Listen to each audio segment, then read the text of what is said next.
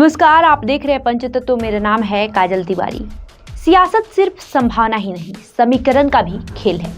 इसी समीकरण को साध कर नेता राजनीति में आगे बढ़ते हैं। खासकर बिहार में जाति आधिपत्य वाले कई किले बुलंद हुए। उसमें से 3 किलों में इस बार के चुनाव में सिंधमारी हो गई। बिहार की सियासत हमेशा से संभावनाओं और समीकरणों का एक नाजुक संतुलन रही है, जिसमें जाति की अहम भूमिका रही है। ऐतिहासिक रूप से कुछ जातियों के वर्चस्व ने कई गढ़ों को मजबूत किया है। इस चुनाव में 3 ऐसे किलों में सिंधमारी देखी गई है।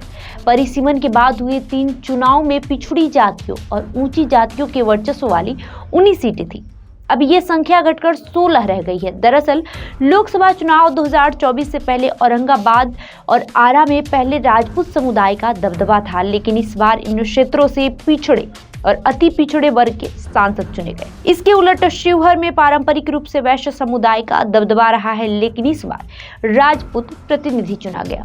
बिहार की औरंगाबाद लोकसभा सीट, जिसे बिहार का चित्तौड़गढ़ कहा जाता है, 2009 लोकसभा चुनाव के बाद से सामाजिक समीकरण में थोड़ा बदलाव हुआ। ये बदलाव मुख्य रूप से परिसीमन के कारण हुआ, जिसने बिहार के लगभग सभी 40 संसदीय क्षेत्रों के भूगोल और राजनीतिक समीकरणों को बदल दिया।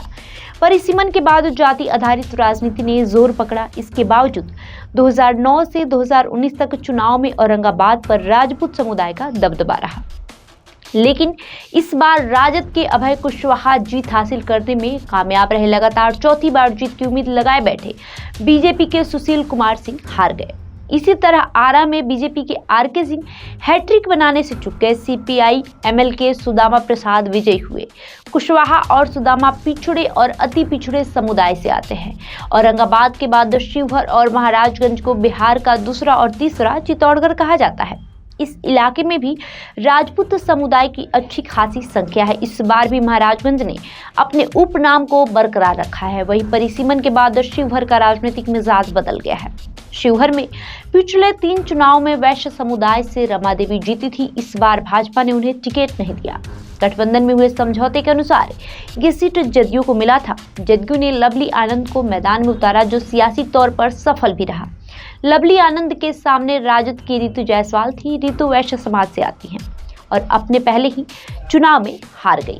बहरहाल आपका इस वीडियो को लेकर क्या कहना है, हमें कमेंट करके जरूर बताएं। साथ ही इस वीडियो को लाइक करें, शेयर करें, हमारे यूट्यूब चैनल को सब्सक्राइब कर लें। धन्यवाद।